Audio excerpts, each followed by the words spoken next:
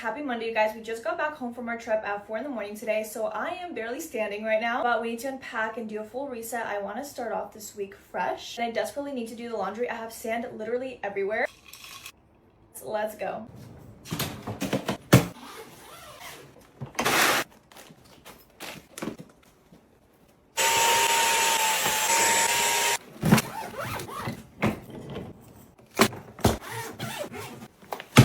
How is he more organized than me?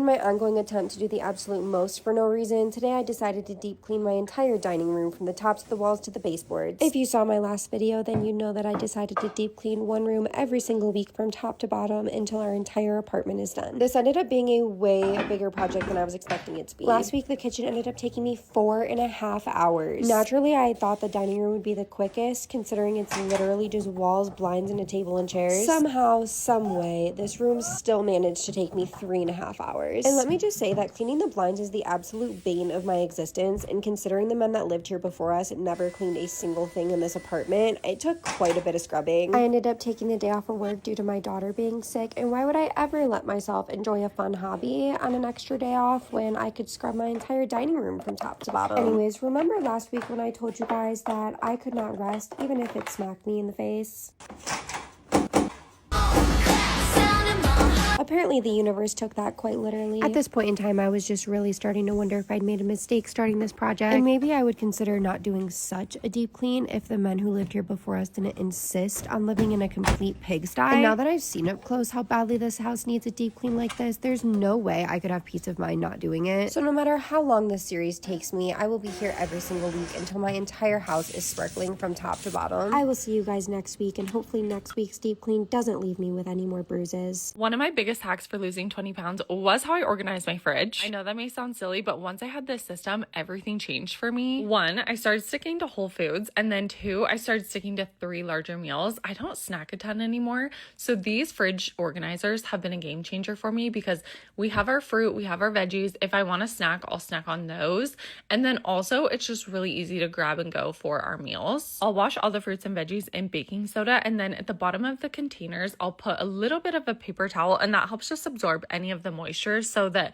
they last way longer. A lot of people ask me how long my fruits and veggies last. I would say about 2 weeks, but also we eat probably all the fruit. Some of the veggies are still left over and they're still good. Voici 7 endroits de votre maison qui peuvent facilement devenir de vrais nids à bactéries. Premier endroit, ce sont les éponges. Faut penser à les entretenir régulièrement. De mon côté, j'aime bien les passer au lave-vaisselle et lorsqu'elles sont usées ou qu'elles ont des odeurs, il faut les remplacer. Deuxième endroit, ce sont les brosses de toilette. Pour celles qui sont en silicone, faut penser à les nettoyer régulièrement. Pour les modèles classiques, faut penser à les remplacer dès qu'elles commencent à être usées. Sinon, comme alternative, il y a aussi celles avec les têtes jetables. Je trouve ça plus pratique, mais par contre, c'est pas très écologique. Troisième endroit, ce sont les poignées et interrupteurs. On les touche tous les jours, mais on pense rarement à les nettoyer, alors que pourtant, on va les solliciter des dizaines de fois par jour. Et d'ailleurs, selon vous, quel est l'endroit qui accumule le plus de bactéries dans une maison? Quatrième endroit, c'est la bonde de l'évier. On pense souvent à nettoyer l'évier, mais beaucoup moins la bonde, alors qu'elle retient facilement les résidus. Personnellement, je la laisse tremper quelques minutes dans de l'eau chaude et du vinaigre blanc pour décoller les résidus, puis je viens frotter avec une petite brosse. Cinquième endroit, ce sont les poubelles, puisque changer de sac ne suffit pas toujours, car les résidus peuvent rester sur les parois et favoriser les mauvaises odeurs. D'ailleurs, petit tips, si vous mettez du bicarbonate au fond de la poubelle, ça permettra d'absorber les mauvaises odeurs, et surtout en été où elles apparaissent plus rapidement. Sixième endroit, ce sont les toilettes. Bon, pour celui-là, je pense qu'on était tous d'accord. Perso, j'aime bien terminer leur nettoyage avec de la vapeur, puisque ça va permettre de venir éliminer les bactéries. Et si vous n'avez pas d'appareil vapeur chez vous, un produit désinfectant fera tout aussi bien l'affaire pour ce type de surface. Et enfin, dernier endroit, ce sont les sols de la salle de bain et des toilettes. Vu que ce sont des pièces humides, les bactéries elles s'y développent plus facilement. Là encore, la vapeur reste mon allié. Ça prend que quelques minutes à faire et par contre, ça fait toute la différence.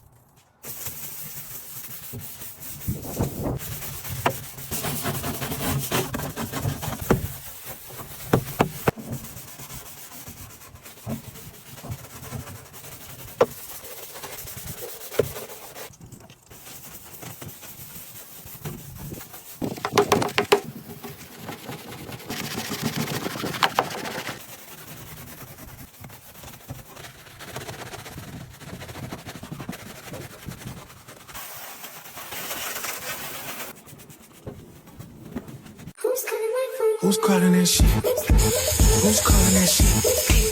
Who's calling that shit? Who's calling that shit? Who?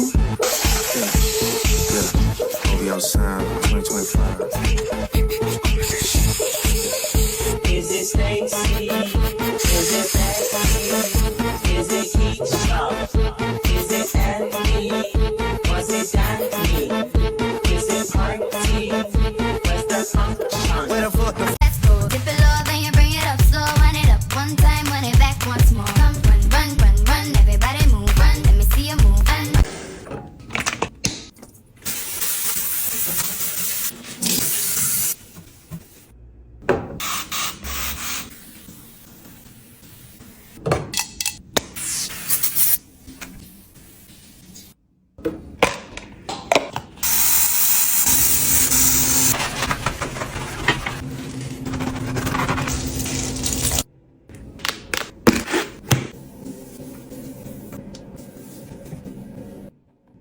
Tu pars bientôt en vacances? Voici les 5 choses à nettoyer avant de partir. La première chose, c'est le frigo. Ce que je te conseille, c'est déjà de finir tous les éléments périssables avant de partir. Déjà, ça évite le gaspillage et surtout, ça t'évitera de retrouver un nouvel écosystème au fond du bac à légumes. Et tant qu'il est presque vide, profites-en pour lui passer un bon coup de nettoyage parce que perso, je déteste rentrer de vacances en me disant qu'il faut déjà que je nettoie quelque chose. Deuxième chose, c'est la cuisine parce que c'est quand même beaucoup plus agréable d'éviter de laisser traîner la vaisselle sale avant de partir. D'ailleurs, chez moi, je sais pas comment elle fait, mais j'ai l'impression que ma vaisselle, elle se reproduit toute seule lorsque je tourne le dos. Et tant que j'y suis, j'en profite toujours pour passer un petit coup de propre sur l'évier et le plan de travail. Et comme ça, je repars vraiment de zéro. D'ailleurs, nous, cet été, on est plutôt team boulot, donc les vacances, elles attendront encore un petit peu.